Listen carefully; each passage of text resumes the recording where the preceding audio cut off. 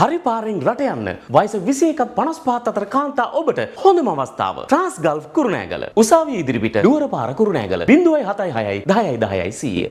සුබ දවසක් වේවා ආදරණීය ට්‍රාන්ස්ගල්ෆ් පවුලේ හැමදෙනාටම.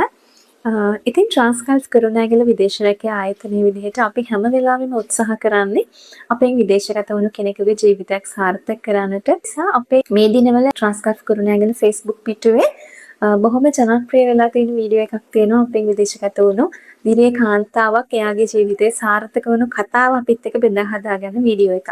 ඉතින් මේ වීඩියෝ එකට බොහොම ලොකු ප්‍රතිචාර අපිට ලැබිලා තියෙනවා. ඉතින් මේ ප්‍රතිචාර අතරින් අපි දැකපු දෙයක් තමයි මේ ප්‍රතිචාර අතර තියෙනවා ගොඩක් වෙලාවට විදේශ රැකියාවකට ගිහිල්ලා තමන්ගේ ජීවිතේ තමන්ට අවශ්‍ය ඉලක්කයකට යන්න බැරුව තමන් උපයපු මුදල විෂයාකාරව කළමනාකරණය කරගෙන නොහැකි වෙච්ච අයගේ පසුතැවීම් මේ වගේ ප්‍රතිචාරات අපිට දකින්නට ලැබුණා. ඉතින් ඒ නිසා අවුරුදු 2ක් 3ක් සමහරට අවුරුදු 4ක් 5ක් වුණත් ලංකාවේ තමන්ගේ දරුවෝ පවුල දාලා විදේශ රැකියාවකට යන්නේ විශේෂයෙන් මැද පෙරදිග රැකියාවකට යන්නේ කාන්තාවක් කැමැත්තෙන් නෙමෙයි. ඉතින් තමන්ට වෙලක් විකල්පයක් නැති වුණ තැන තමයි ගොඩක් වෙලාවට මැද පෙරදිග රැකියාවකට ගිහින් වැටුපක් ගන්න බලාපොරොත්තු වෙන්නේ. ඉතින් නමුත් අපි හදවතට එකඟව කතා කරත් අපිට දකින්න ලැබෙන තිත්ත ඇත්ත තමයි ගොඩක් වෙලාවට ලංකාවට එනකොට ඔබ අවුරුදු 2 සේවා කාලේ නිමර ලංකාවට එනකොට ලංකාවේ කටුනායක එයාපෝට් එකෙන් බහිනකොට ඔයා ඉන්නේ හිස් අතින්න. ඔයා අර අවුරුදු 2 කාලේ මහන්සි වෙලා දුක් විඳලා හම්බ කරපු මුදලට වටිනාකමක් ලැබිලා නැහැ, සාධාරණයක් වෙලා නැහැ. ඉතින් ඒ නිසා අද අපි හරි පාරෙන් රට යන වැඩසටහන තුලින් හිතුවා විදේශගත කාන්තාවකට ඔබගේ මුදල් කළමනාකරණය කළ නිසි ආකාරයෙන් ඔබගේ ආර්ථික ඉලක්කවලට යන්නේ කොහොමද කියන එක ගැන පුංචි අපේ දැනුවත් භාවයේ හැටියට පුංචි විස්තර ටිකක් පුංචි අදහස් ටිකක් ඔබට දෙන්නට. ඉතින් ඒ වෙනුවෙන් අද හරි පාරෙන් රට යන වැඩසටහන වෙන්නේ. ඉතින් අපි දන්නවා විශේෂයෙන් ඔබ විදේශ රැකියාවකට යන්නේ ලංකාවේ ඔබට හම්බ වෙන වැටුප එහෙම නැත්නම් ඔබේ ආදායම ඔබට ප්‍රමාණවත් නැති නිසා ඔබට අවශ්‍ය ඉලක්කයට යන්නට සමහර වෙලාවට ඔබට ගෙයක් හදාගන්න අවශ්‍ය වෙන්න පුළුවන්. ණය මුදලක් ගෙවා ගන්න තියෙන්නට පුළුවන්. එහෙම නැත්නම් ඔබේ දරුවෙක්ගේ අධ්‍යාපනයට මේ ආකාරයෙන් ලංකාවේ ආර්ථික වටපිටාව ඇතුලේ ඔබට සපුර ගන්න බැරි ඉලක්කයක් වෙනුවෙන් තමයි ඔබ විදේශගත වෙන්නේ. ඉතින් අපි දන්නවා ඒ අරමුණෙන් විදේශගත වෙන ඔබ අවුරුදු 2ක සේවා කාලයක් නිම කරලා ලංකාවට එනකොට ඔබ රටින් පිටත් වුණු දිනයේදී ඔබට තිබුණු ඉලක්කය ඔබ නැවත ආපසු එනකොට ඔබ සපුරා තිබිය යුතුයි. ඒකෙන් තමයි ඔබේ විදේශ ගමන සාර්ථකයි කියලා ඔබට ඒ වැය වුණු කාලයට ඔබ වැය කරපු මහන්සියට වටිනාකමක් ලැබෙන්නේ. ඉතින් ඒ නිසා මෙන්න මේ කාරණාව අපි මුලින්ම හිතන්නට ඕනේ අපි රට යන්නේ ඇයි කියන එක. ඉතින් දැනට රට ගිහින් ඉන්න විදේශගත වෙලා ඉන්න කෙනෙක් නම් එහෙම නැත්නම් විදේශගත වෙන්න බලාපොරොත්තු වෙන කෙනෙක් නම් විදේශ රැකියාවට ගියාට පස්සේ ඔයාගේ වැටුප අතට ගන්නකොට ඔයා කවදා හරි හිතලා තියෙනවද මේ වැටුපට මම මොකද කරන්න කියන එක? මාසේ පඩිය අතට ගන්න කලින් මාසේ පඩිය එනකොට මොනවද මම කරන්නේ මේ පඩියට කියන එක ඔබ ප්ලෑන් කරලා තියෙනවද කවදා හරි? සැලසුම් කරලා තියෙනවද? ඉතින් මේ වෙනතුරු එහෙම කරලා නැත්නම් අද ඉඳන් පටන් ගන්න. අපි ඔබට ප්‍රායෝගිකව කියලා දෙන්නම් කොහොමද මේ දේවල් කරන්න කියන එක. අද ඉඳන් පටන් ගන්න ඔයාගේ වැටුප සැලසුම් කරන්න. ඔයාගේ පඩිය ප්ලෑන් කරන්න අද ඉඳන් පටන් ගන්න. ඔයා පුංචි පොතක් පුංචි කොලයක් තියාගන්න. ඔයාගේ වැටුප හම්බ වෙන දිනේ ඔයා දන්නවා. ඒතර ඔයා පළවෙනියටම ඔයා රට ගිහිල්ලා පළවෙනි මාසෙදි ඔයාගේ වැටුප අතට එන කලින් ඔයාගේ පොතේ ඔයා කොලේ ලියන්න. ඔයා මොන කාරණා තුනයි තියෙන්නේ. ලොකු දෙයක් නෑ කාරණා තුනයි. පළවෙනි කාරණාව මම රට ආවේ ඇයි? මොකද්ද මට සපුර ගන්න තියෙන ඉලක්කය? අන්නේ ඉලක්කය පැහැදිලිව තියෙන්න ඕනේ. මොකද පැහැදිලි ඉලක්කයක් නැත්නම් කිසිම වෙලාවක ඔයාගේ මුදල් නිවැරදි දිශානතියකට යන්නේ නැහැ. ඔයාට හරියට තියෙන්න ඕනේ ඔයාගේ මුදල් ටික මෙන්න මේ දේ වෙනුවෙන් තමයි මම අවසානයේ වැය කරලා ඉවර කරන්නේ කියලා පැහැදිලි නිශ්චිත ඉලක්කයක් තියෙන්න ඕනේ. අපි දන්නවා නැවක් වුණත් හරියට මොහොතේ නිශ්චිත ඉලක්කයක් නැතුව යාත්‍රා කරොත් එහෙම කොනාටුවකට ඔහේ හැරෙන පැත්තට ගහගෙන යනවා. ඉතින් ඔයාගේ මුදල් උනත් එහෙමයි. ඔයාගේ මුදල් වලට යන්නේ කොහෙටද කියලා ඔයාගේ මුදල් දන්නේ නැත්නම් ඔයාගේ මුදල් ඒ වෙලාවට තියෙන වටපිටාවට ගහගෙන යනවා. වේදන් වෙලා යනවා. ඉතින් ඒ නිසා පළවෙනි දේ ඔයාගේ ඉලක්කය හොයා ගන්න එක. ඉතින් ඉලක්කය ඔයා දන්නවා දැනටම ඔයාට තියෙන මොකද්ද අවශ්‍යතාවය වගේ සමහරට ඔයාට නිවසක් ඉඩමක් මිලදී ගන්න එක, ගෙයක් හදන එක, ඔයාගේ ණය මුදලක් ගෙවාගෙන ඉවර කරන එක, එහෙම නැත්නම් ඔයාගේ වෙනත් මොන හරි ව්‍යාපාරික අරමුණකට ඒ වගේ ආර්ථික අවශ්‍යතාවයකට තමයි ඔයා විදේශගත වෙන්නේ. ඉතින් ඒ අරමුණ මොකද්ද කියන එක පැහැදිලිව ඔයා ලියාගන්න. එහෙම නැත්නම් ඔයාගේ හිතේ ඒක හරියට පැහැදිලිව හිතේ තියාගන්න. දෙවැනි කාරණාව තමයි ඔයාට මේ ඉලක්කය සපුර ගන්න කොච්චර මුදලක් ඕනද කියන එක. අපි ඉලක්කම් වලින් කතා කරන්න ඕනේ. ඒක දැන් ඔයාගේ ඉඩම ගන්න එහෙම නැත්නම් ඔයාගේ ගේ හදා ගන්නවට ලක්ෂ 20ක් ඕනේ නම් ඔයා බය නැතුව හිතන්න මට ලක්ෂ 20ක් මේ ඕනේ මේකට. ඉලක්කම් වලට මුදල් එක ගණනය කරනකොට අපි ඉලක්කම් වලින් හරියට සංඛ්‍යා වලින් මේ මුදල් කොච්චරක්ද කියන එක අපේ හරියට අදහසක් තිබුණ නැත්නම් මම අර කලින් කිව්වා වගේ මේ මුදල් වල සංඛ්‍යාත්මක වටිනාකමක් ඔයාට මතක නැත්නම් ඔයා දන්නේ නැත්නම් ඒ මුදල් කැමති විදිහට ගියදම් වෙලා යනවා. ඉතින් ඒ නිසා හරියට තියෙන්න ඕනේ සංඛ්‍යා. ඉලක්කම් වලින් ඔයාට කොච්චරක්ද ඕනේ මේ ඉලක්කය සපුර ගන්න. මට ලොකු ගාණක් ඕනේ කියලා හිතුවට බෑ. ඕනේ ලක්ෂ 10යිද ලක්ෂ 20යිද ඔයාගේ ඉලක්කයට අවශ්‍ය මුදල ඔයා ඉස්සෙල්ලා බලන්න කොච්චරක්ද කියලා. ඊට පස්සේ තුන්වෙනි කාරණාව තමයි ඔයාට මේ ඔයා විදේශගත වෙලා ඉන්නේ ඔයාගේ කාලේ අවුරුදු 2 කාලය ඇතුළත ඔයාට කොච්චර මුදලක් හම්බ කරන්න පුළුවන්ද කියන එක. සාමාන්‍යයෙන් අපි දන්නවා විදේශයකට යන ගොඩක් අයට මේ වෙලාවේ තියෙන මුදල් වටිනාකමත් එක්ක රුපියල් ලක්ෂයක වගේ වැටුපකට ගොඩක් දල වශයෙන් මම කියන්නේ ලක්ෂයක වැටුපක් ගන්න පුළුවන් හැම රටකම. ඉතින් ඒ නිසා ලක්ෂය හෝ ලක්ෂයට ආසන්න වැටුපක් හැම රටකම මේ වෙලාවේ තියෙනවා. දැන් කුවේට් වගේ රටක් ගත්තොත් නම් ඊට වඩා ඉහළ අගයක් තියෙනවා. අනිත් රටවලත් ලක්ෂය හෝ ලක්ෂයට වැඩි සුළු වශයෙන් හෝ වැඩි මුදලක් තියෙනවා. ඉතින් මේ ලක්ෂයක් නම් ඔයා උපයන්නේ ඔයා මාස 24ක් වැඩ කරනවා. අවුරුදු 2ක් ඔයා වැඩ කරනවා රට. ඒතර ලක්ෂ 24ක් ඔයාට උපයන්න පුළුවන්. ඒතර ඒ වගේ ඔයාගේ තුන්වෙනි කාරණා ඔයා බලන ඔයාට කොච්චර ඔයාගේ ඉලක්කයට යන කොච්චර මුදලක් ඔයා හම්බ කරනවද කියලා. ඔන්න ඔය කාරණා ගැන ඔයාට මුලින්ම ලොකු අවබෝධයක් තියෙන්න ඕනේ. ඔයාගේ අරමුණ මොකක්ද? ඔයා කොච්චර හම්බ කරනවද? ඔයාගේ අරමුණට යන කොච්චරක් ඕනේද කියලා. ඉතින් ඔය කාරණා තුන ඔයා හරියට ගලප ගත්තොත් ඔයාට ඊට පස්සේ මේ මුදල් කළමනාකරණය කියන එක ලොකු දෙයක් වෙන්නේ නැහැ. ඉතින් ගොඩක් වෙලාවට දැන් අපි දන්නවා කෙනෙක් පවුලේ කෙනෙක් විදේශගත වුණාට පස්සේ හුඟක් අය හිතනවා මැජික් එකකින් වගේ සල්ලි උනනවා කියලා. එහෙම නැත්නම් පිටරට ඉන්න කෙනෙක් සල්ලි එවන එක මැජික් එකක් වගේ අපිට ඕනේ ඕන වෙලාවට සල්ලි ලැබෙනවා කියන එක. හැබැයි සල්ලි කියලා කියන්නේ මැජික් එකක් නෙමෙයි. සල්ලි කියලා කියන්නේ ලොජික් එකක්. ඉතින් මේ සල්ලි වල තියෙන ලොජික් එක ඔයා හරියට තේරුම් ගත්තොත් ඔයාට පුළුවන් ඔයා උපයන මුදල කීය වුණා. ඒ මුදල නිසියාකාරව කළමනාකරණය කරලා ඔයාට අවශ්‍ය ඉලක්කයට යන්න. ඉතින් දැන් අපි උදාහරණයකට හදලා බලමුකෝ. ඔයාට ලක්ෂ 10ක ණය මුදලක් ගෙවන්න තියෙනවා අවුරුදු 2 ඔයා ඔන්න රන්ට ගියේ ඔයා විදේශගත වුණේ මේ ලක්ෂ 10 ණය මුදල ගෙවන්න අවශ්‍ය නිසා. ඒතර ඔයා ගෙවන්න ඕනේ අවුරුදු 2ක් කාලේ මාස 24ක්. ඉතින් ඔයාට හම් වෙනවා මාසයකට ලක්ෂය බැගින්. එතකොට ඔයා කොච්චරක්ද ඔයාගේ මාසෙකට හම් වෙන ලක්ෂය හරියට කොටස් වලට බෙදා ගන්න. ඔයා මේක කොටස් 3කට බෙදා ගන්න ඕනේ. ඔයාගේ ණය පියවන්න, ඔයාගේ ගෙදර අයට, පවුලේ අයට වියදම් යවන්න සහ ඔයාගේ ඉතිරියට. ඉතින් අනිවාර්යයෙන්ම ඔයා ලක්ෂය 10 මුදල අවුරුදු 2ක් ඇතුළත දිග වෙනවා නම් ඔයා මාසෙට රුපියල් 40000ක ණය වාරිකයක් ඔයා ගෙවන්න ඕනේ. ඔයාගේ හම්බෙන ලක්ෂයෙන් රුපියල් 42000ක් ඔයා වැය කරන්න ඕනේ ඔයාගේ ණය වාරිකය ගෙවන්න. ඊට අමතරව ඔයාගේ අත්‍යවශ්‍ය වියදම් තියෙනවා ලංකාවේ ඔයාගේ පවුලේ. ඔයාගේ දරුවන්ට පාසල් යන්න, කන්න ගෙදරට කන්න බොන්න, ගෙදර දෙමාපියන්ගේ වැඩිහිටියන්ගේ බේදා. ඒවට ඔයා අපි රුපියල් 50000ක් අයින් කරමු. රුපියල් 50000ක ගෙදර ලංකාවේ වියදමක් තියෙන ඔයාට හැම මාසෙම සපුරන්න. ඉතින් මේ දෙක ඔයා අනිවාර්යෙන් කළ යුතු වියදම් දෙකක්. ඔයාගේ ණය වාරිකය ඔයා දාන්න ඕනේ අනිවාර්යෙන්ම ඔයාගේ පවුලට වියදම් යවන්න. ඊට අමතරව ඉතුරු මුදල රුපියල් 10000කට ආසන්න තව මුදලක් ඔයාගේ ලක්ෂයෙන් ඉතුරු වෙනවා. ඒ මුදල අනිවාර්යෙන් ඔයා වෙනුවෙන් ඉතුරු කරන්න. ඉතින් මම මේ කතා කරේ ලක්ෂ 10ක ණය මුදලක් තියෙන කෙනෙක් කොහොමද තමන්ගේ හම්බෙන මාසෙට හම්බෙන ලක්ෂය කළමනාකරණය කරලා කොටස් වලට බෙදලා වියදම් කරගන්නේ කියන එක. ඔයාට ණය මුදලක් නැත්තම් ඔයාට තියෙන වෙනත් ඉලක්කයක්. ඔයාට තියෙන ඉතුරු කරගන්න අවශ්‍යයි නම් ඔයාට මුදලක් ඒකට අවශ්‍ය විදිහට ඔයාගේ මුදල බෙදා ගන්න. ඔයාට ණය මුදලක් නැත්තම් ඔයාට පුළුවන් ඔයාගේ හම්බ වෙන මුදලින් කොටසක් භාගයක් ලංකාවට යවලා ඉතුරු භාගය ඔයා වෙලෙන් ඉතුරු කරගන්න. නැත්නම් ඔයාගේ අනාගත ඉලක්කය වෙනුවෙන් ඉතුරු කරගන්න. රුපියල් 50000ක් ඉතුරු කරගන්න හැම මාසෙම. කොච්චර අවශ්‍ය වුණත් ලංකාවේ වියදම් තිබුණත් ඒ ඔයාගේ ඉතුරු කරන මුදලින් මේ මුදල ගන්න එපා. ඉතින් අර විනයක් තියෙන්න ඕනේ. මොකද අපි මුදල් ඉතුරු කරගන්න අපේ හිත අපිට පාලනය කරගන්න පුළුවන් වෙනෝනේ.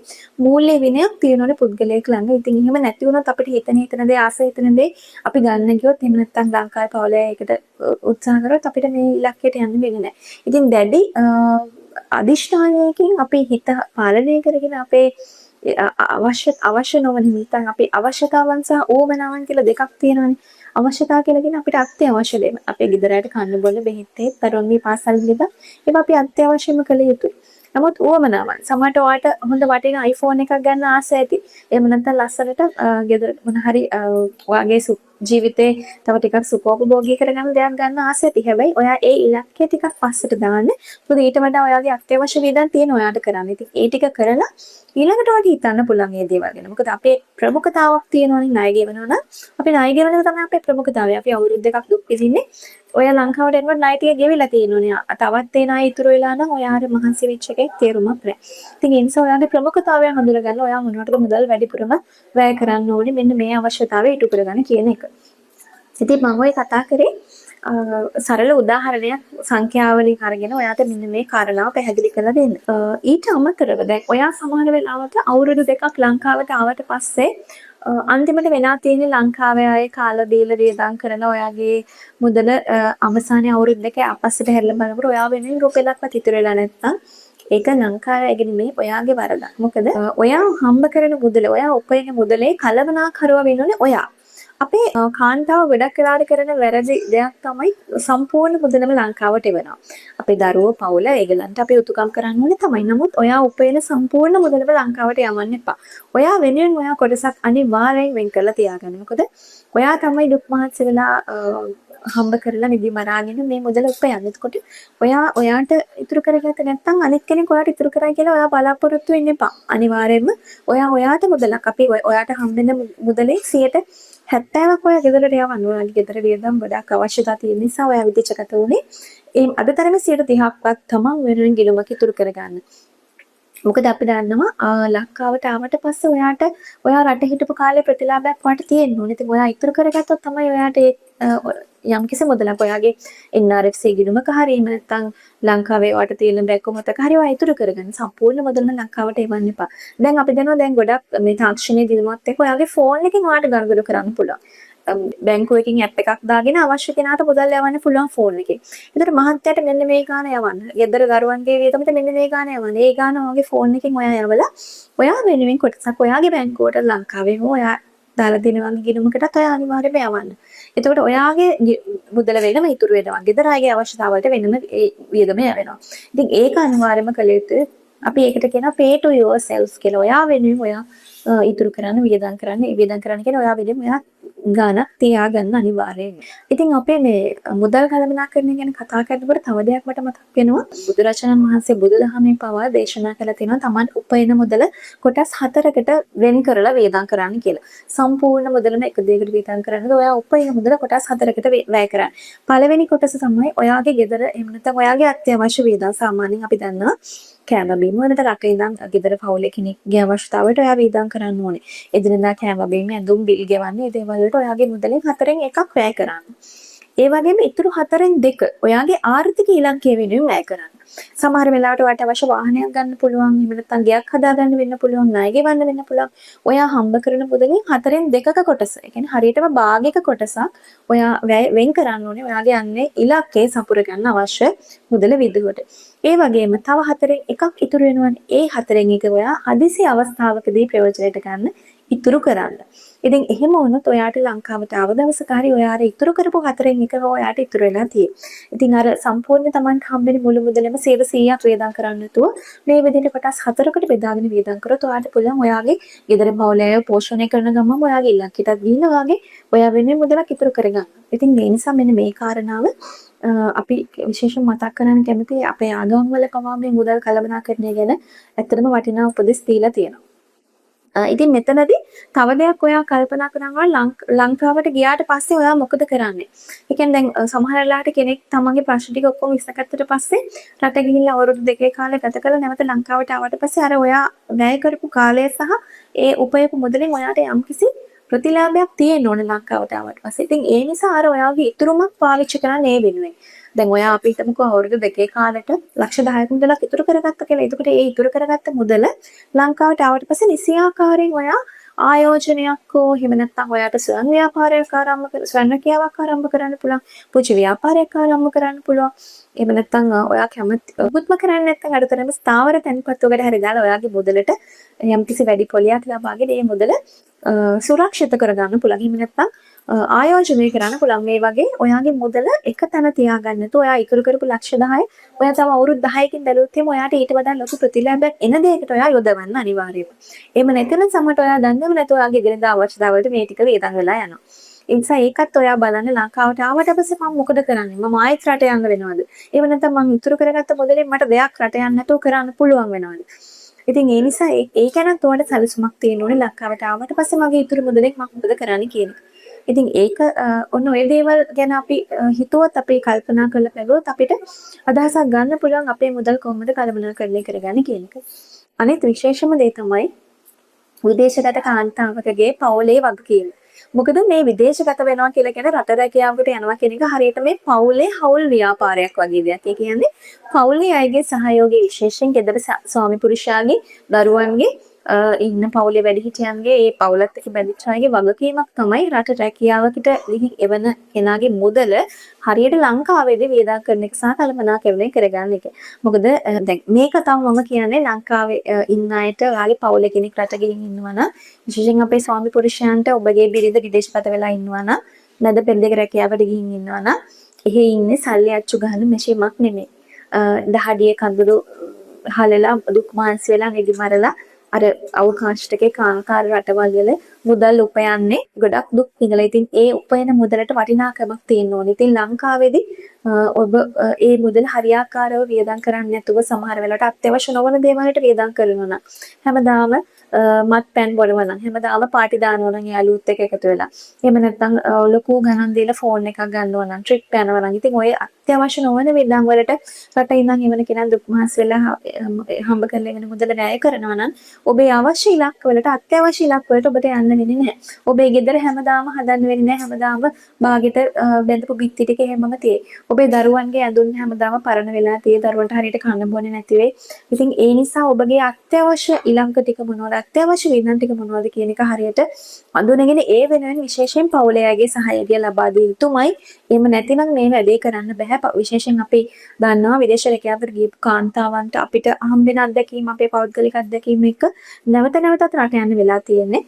පළවෙනි වතාවට විදේශගත වුණාට පස්සේ ඒ මුදල නිසියාකාරයෙන් ලංකාවේදී ඒ අවශ්‍ය දේවල් වලට වැය වෙලා නැති කම නිසා. ඉතින් මේකෙදි දුක් විඳින්න වෙන්නේ ඔබගේ අහිංසක දරුවන්ට නැවත වතාවක් ඔබගේ බිරිඳ විදේශගත වෙනවා නම් නැවත වතාවක් අවුරුදු දෙකක් දරුවන්ට අම්ම නැතුව ඉන්න වෙනවා. ඉතින් ඒ නිසා මේ වගේ ලොකු සමාජ ප්‍රශ්නක් තියෙනවා. ඉතින් නැවත නැවත විදේශගත වීමත් එක්ක. ඉතින් ඒ නිසා මේකට ප්‍රධානම හේතුව තමයි මේ ආර්ථිකය මේ වෙන මුදල හරියට කළමනාකරණය කරගන්නේ නැතිකම. ඉතින් මේ නිසා ඒජන්සි ආයතනයක් විදිහට අපි හැම වෙලෙම කියන්නේ විදේශගත වෙන්න එකපාරේ විදේශගත වෙලා නැවත ලංකාවට ඇවිල්ලා ඔයාගේ දරුවෝ පවුලත් එක්ක සතුටින් ඉන්න ආයෙත් විදේශගත වෙන්න උත්සාහ කරන්නේ පුළුවන් තරම් එකපාරෙන් අවුරුදු 2-3 ඔයාගේ ප්‍රශ්න ටික ඉතුරු කරගන්න. ඉතින් අපේ ඉවර කරගන්න. ඉතින් අපේ ඒජන්සියට හැම කෙනාටම අපි දෙන්නේ මේ මොකද අපිත් කැමති විදේශගත වෙන්න ලංකාවට ඇවිල්ලා ඒ උපයගත්ත මුදලින් ලංකාවේ දරුවෝ පවුලත් එක්ක සතුටින් ඉන්නවා නම් ආයතනයක් විදිහට අපිට සතුට වෙන්න තියෙන එතන. ඉතින් ඒ නිසා අපි හැම වෙලෙම උත්සාහ කරන්නේ අපේ ට්‍රාන්ස්ගල්ෆ් කුරුණෑගල විදේශ ආයතනයේ මේ විදේශගතවරු කෙනෙකුගේ ජීවිතය සාර්ථක කරගෙන යා නැවත ලංකාවේ ස්ථාවරව යාගේ දරුවෝ පවුලත් එක්ක සතුටින් ඉන්න එක. ඉතින් ඔන්න ඔය කාරණා ටික තමයි අද අපි හරි පාරෙන් රට යන වලසනවත් එක්ක කතා කරේ. ඔබ උපයන මුදල හරියට කළමනාකරණය කරගන්න. ඉතින් ඊට පස්සේ ඔබට ගෙවුණු කාලය ගැන පසුතැවෙන්නට අවශ්‍ය නැහැ. හරි කළමනාකරණයක් එක ඔබේ අනාගත ඉලක්කවලට යන්න ඔබට පුළුවන්. ඉතින් ඒ සඳහා ඔබට අවශ්‍ය අවබෝධය ලැබෙන්නේ නැති කියන අපි හිතන පොන්චි අවබෝධයක් හරි ලැබෙන්නේ නැති කියලා හිතනවාද වීඩියෝ එකේ. ඉතින් හැමදෙනාටම තම තමන්ගේ ඉලක්කවලට ගිහින් තමන්ගේ ජීවිතය සාර්ථක කරගන්න ලැබෙන්න කියලා අපි සුබ ප්‍රාර්ථනා කරන ගම අදිට අපි සමගගෙන යනවා හරි පාරෙන් රට යන වැඩසටහනේ. ඉතින් විශ්වාසය සහ විශිෂ්ටත්වයේ හොඳම විදේශ රැකියා සන්නාමය ට්‍රාන්ස්ගල්ෆ් කුරුණෑගල අපි හැමදාම ඔබ සමගයි. හරි පාරෙන් රට යන්න වයස 21ත් 55ත් අතර කාන්තා ඔබට හොඳම අවස්ථාව. ට්‍රාන්ස්ගල්ෆ් කුරුණෑගල. උසාවිය ඉදිරිපිට නුවර පාර කුරුණෑගල 076 10 10 100.